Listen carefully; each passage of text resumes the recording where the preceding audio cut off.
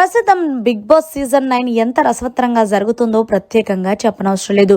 ఈ కిందలో భాగంగానే ప్రస్తుతం తనుజ పవన్ కళ్యాణ్ వీళ్ళిద్దరూ మాట్లాడుకుంటున్నారు.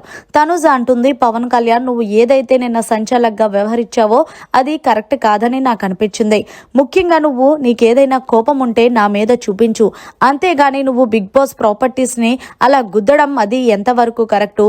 వీకెండ్ వచ్చిన నాగార్జున గారు ఖచ్చితంగా నీకు ఇచ్చుకుంటారు అంటూ తనుజ పవన్ కళ్యాణ్ అంటుంటే, పవన్ కళ్యాణ్ అంటున్నాడు, నేను తీసుకున్న డెసిషన్ కరెక్ట్.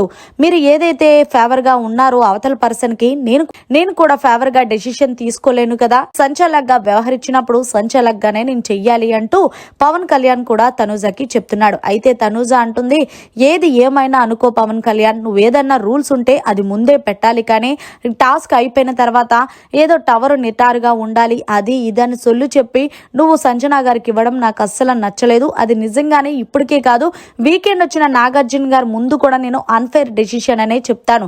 ఎందుకు అంటే గనక నువ్వు అంత అన్ఫైర్ తీసుకున్నావు కాబట్టి అంటూ తనుజ అయితే కళాఖండిగా పవన్ కళ్యాణ్ మొహం మీదే చెప్పేస్తుంది.